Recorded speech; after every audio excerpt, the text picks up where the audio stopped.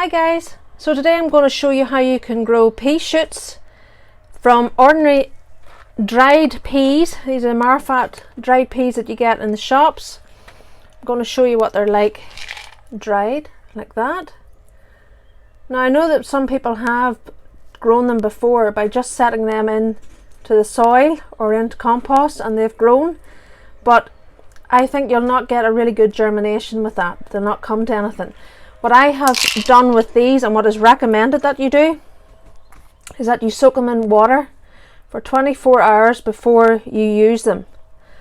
Now you can see the difference. I'll hold up a couple of these in my hands and a couple of the dry ones. So that's the wet ones here, and that's the dry ones. These have been soaked. Now don't let them soak any more than 24 hours, otherwise they'll rot.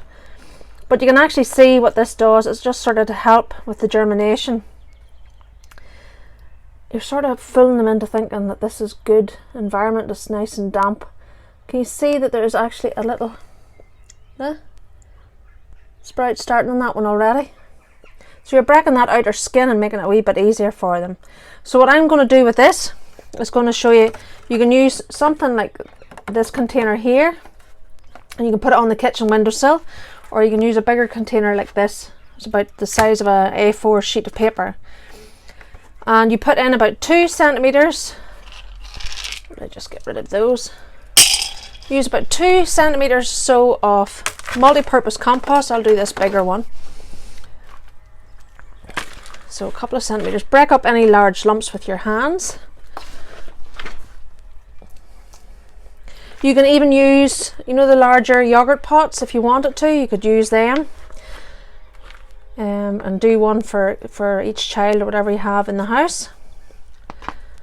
And make it a fun activity, have a wee bit of a competition to see who comes up first. So I have a couple of centimeters of compost in that. I'm just leveling it off lightly. And then I'm going to use the faithful squirty bottle and I'm just going to give it a dampen. You don't want it saturated and you don't want it too dry either. So you're just giving it a bit of a soak. And then what you're going to do is take your peas, and there's no fancy way of doing this, but literally just sprinkle them over the top, like so. You can leave wee gaps if you want.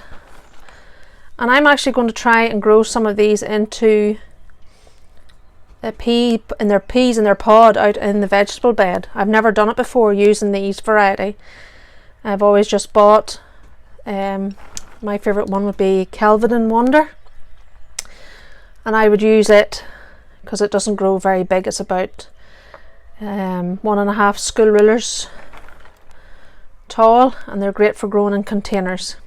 But I'm going to give this a go. I'm going to put some of these out with some bamboo canes later on and see if anything comes. I mean, it's so cheap to buy.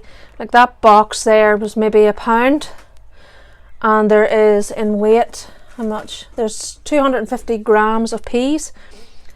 And if you go to the shop to buy ordinary pea from a grower, the ordinary peas in the bags,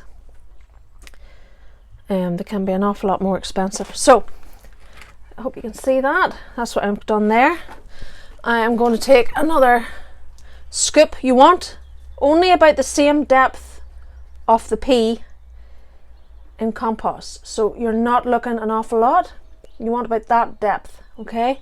So I am just going to lightly sprinkle over the top just to cover them and no more. And then within a week to 2 weeks, they should start growing up. And one of the things I would say is you can cut these down when they get to about, well, say 6 or 7 centimeters, whatever. You just can snip them off with a pair of scissors, and they are absolutely delicious. They're quite sweet. Lovely in salads, lovely scattered onto an omelette or into a stir fry, something like that. And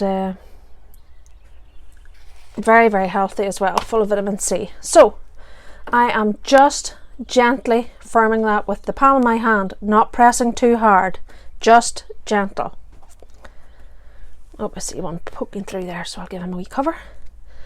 And again, go over it with the squirty bottle. Don't let the compost dry out. Don't have it saturated that the water is lying on the top, but give it a soak.